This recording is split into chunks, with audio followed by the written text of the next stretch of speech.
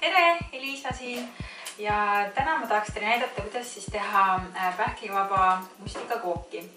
Et kuna teen ühele tuttavale selle koogi, siis mõtlesin, et miks mitte teha ka samaaegselt video. Ja tegelikult see retsept on olemas ka siin meie raamatus, toortoit, pähklivaba mustikakook. Ja ma täpselt ei tea, kas see retsept tuleb mul täna samasugune nagu siin, aga et kui tahate, siis siin raamatus on see täiesti olemas. Ja alustan siis koogi põhja tegemisega. Et koogi põhja läheb mul 400 grammi kuivatatud banaani.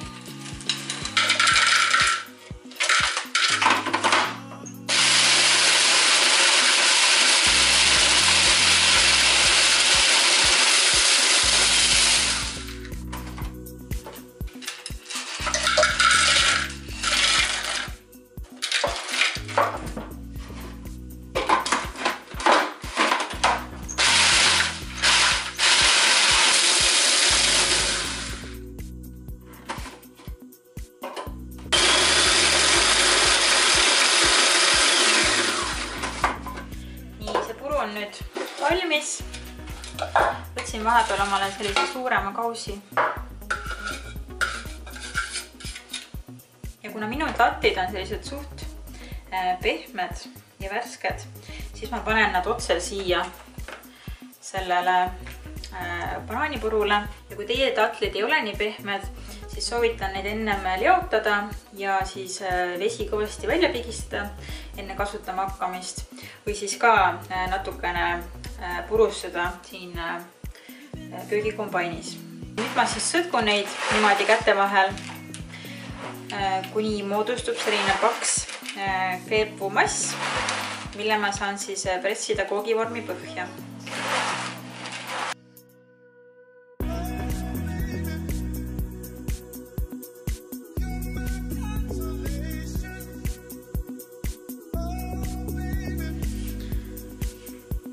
Kui te vaatate, et ainas vajaks veel natuke tatleid, siis ma panin siia mõned tatlid juurde.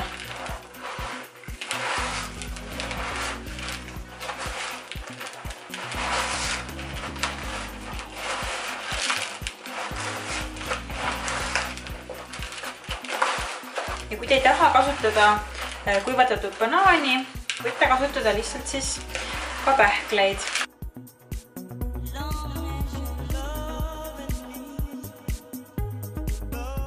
Ja see mass on nüüd umbes siis selline, et ta jääb ilusti kokku, kui ma käte vahel seda niimoodi pigistan. Ja panen selle massi nüüd siia koogivormi põhja. Eelnevalt täitsin selle põhja siis küpsetuspaberiga. Ja hakkan teda niimoodi siia suruma. Ja siis teen ka sellele koogile sellised ääred.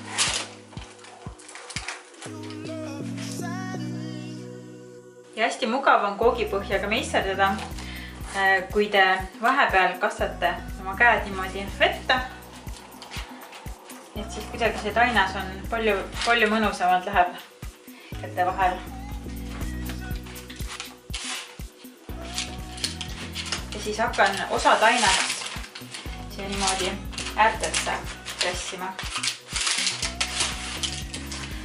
Ja see ei pea üldse tulema kõrge, võib-olla niimoodi paar sentimeetrit äkki.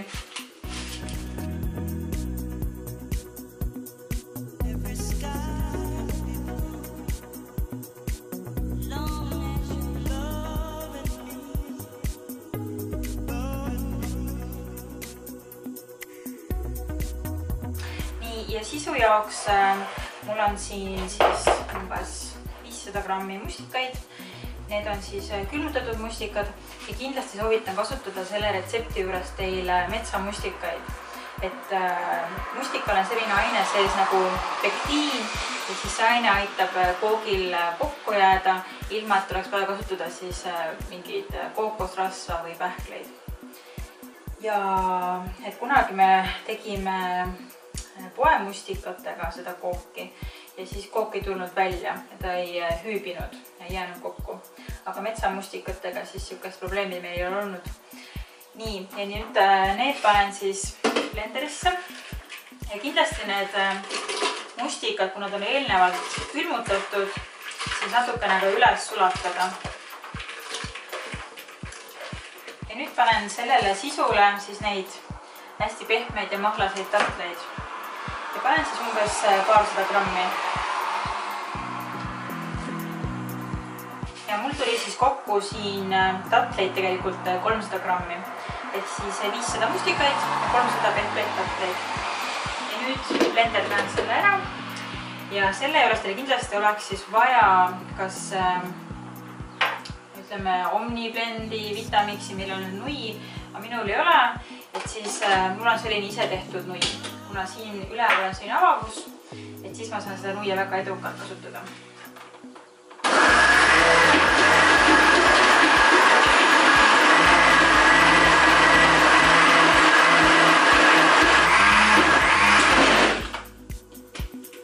Ja kindlasti siis mitte lisada siia vett juurde, et see segu peaks tulema küllalt paks.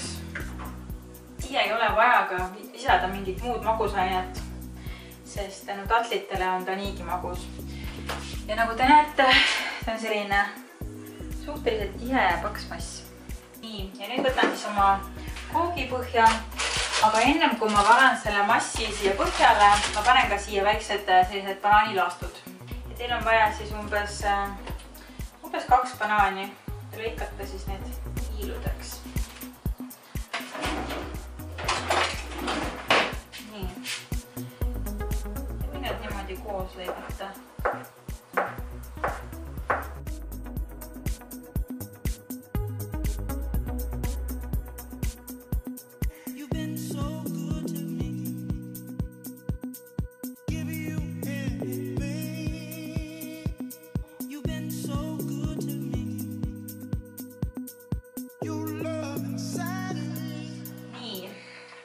Hästi vähe jäi seda sisu alles, selle ma söön hea meelega ära.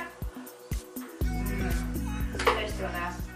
Ja nüüd panen selle koogi vähemalt, ma arvan, et oleks hea panna üle öö külmkappi. Et siis mitte sügavkülma, aga tavalise külmkappi üle öö kuni 12 tundi, et see saaks ilusti täheneda. Ja siis hommikul ma kaunistan selle koogi ära. Käes on hommik, võtsin selle koogi nüüd külmkapist välja ja lõikusin omale siia igasuguseid puuvilju, siin on kiivid, mustikad, maasikad ja sain ka poest ju hästi hea mango. Ja hakkan nüüd seda kooki kaunistama.